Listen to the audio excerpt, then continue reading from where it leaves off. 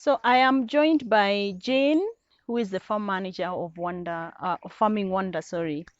And Jane, women in Africa and Kenya, as much as we are advocating for that change, up to now, women are the ones who are burdened by producing food for their families and also food choices, isn't it? Yes.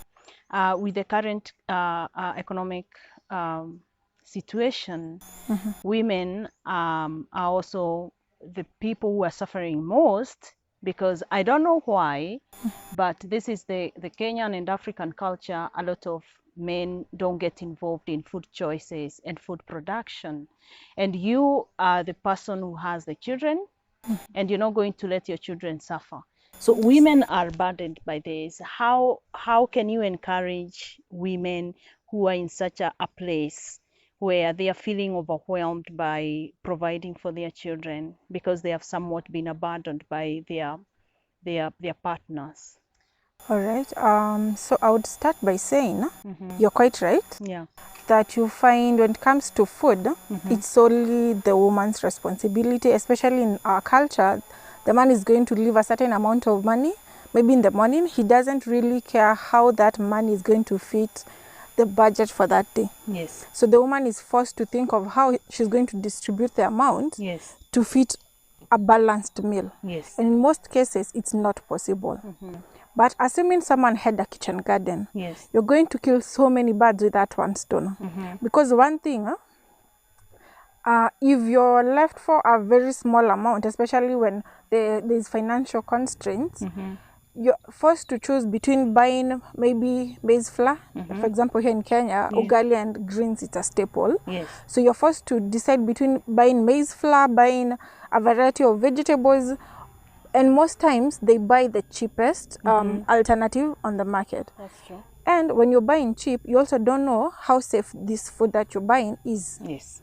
But if you have a kitchen garden, first thing you eliminate the cost of buying vegetables every now and then, because most homesteads consume vegetables at least once a day. Yes. Which is mostly in the evening. You find a lot of people eat ugali and greens. Yes.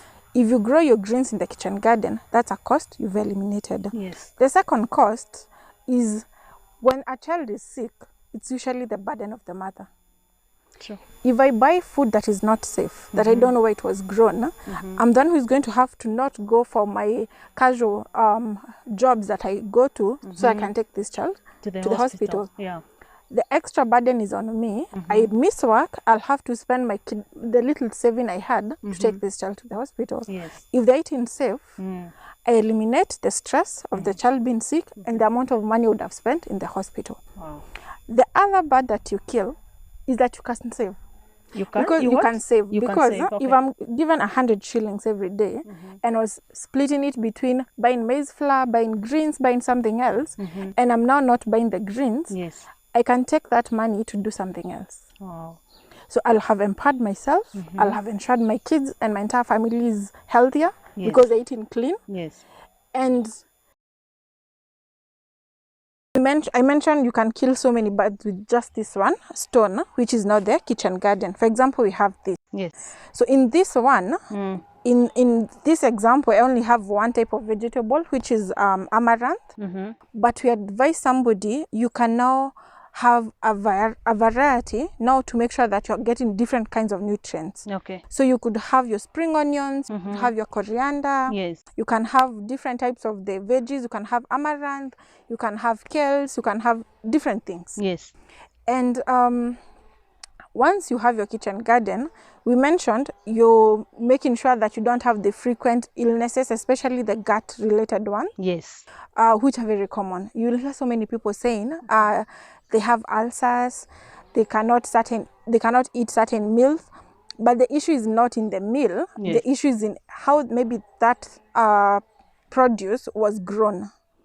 Because you'll find if you buy something from the market, for example, kales, especially here in Kenya, kales in the open market is usually a bit hard when you're cooking it and even when you're eating it. Yes. And you get heartburn. It's true. But if you grow your own, Yes. organically, Yes. you'll find it soft and it's tastier. Yes. That goes to show you just how the difference you can get when you farm organically, which is something else. We train somebody to farm organically.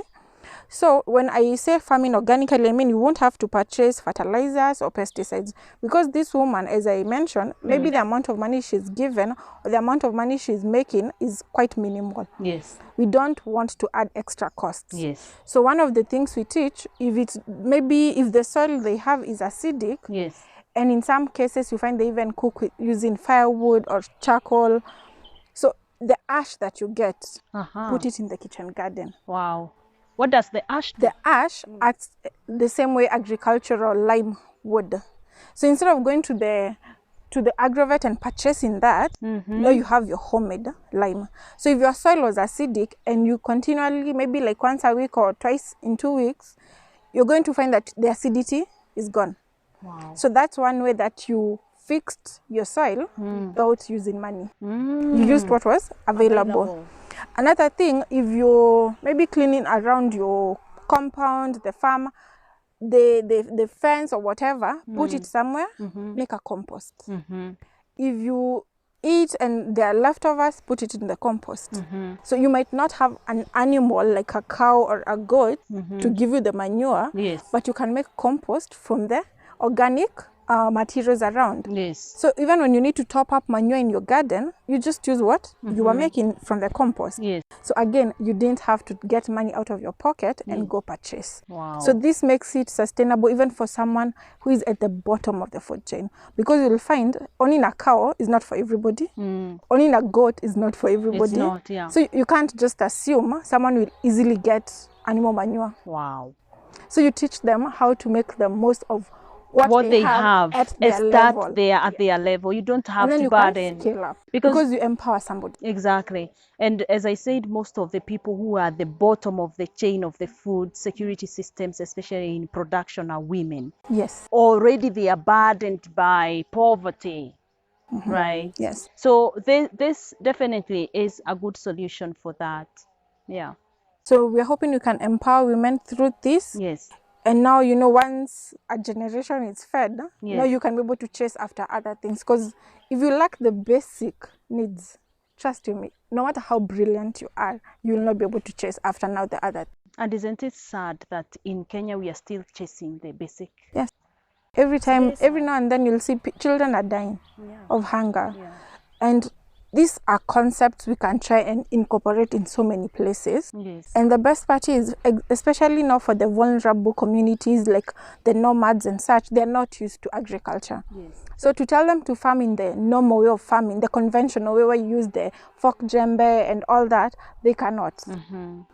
But if you come and tell them to put something like this, Wow. it's so easy to manage and it's not labor intensive. They're more likely to adapt than telling somebody go and find like a huge piece of land, get a fork djembe. They will not. It's very hard to change a people's mentality. So you have to meet them where they are and show them something that is easy to adapt to. So we are hoping different ways of having kitchen gardens can at least bring a change in the sad statistics in our country. Yeah. They are sad statistics indeed. You'll be surprised how much women are burdened and how much we have what it takes to solve those problems within their level. And I'm so grateful, Jane, that you are pioneering this and helping women achieve this. And as we go to celebrate Women International Day, I hope that you are going to share this information with someone and help them in understanding so that we can start to change our food security systems. And I hope, Jane, we can do more of this. Yes. Yes. We are hoping people can move from wanting to be given the fish to learning how to fish. Yeah, so let's grow our food. Let's grow our food. Thank you so much for watching. Bye-bye for now.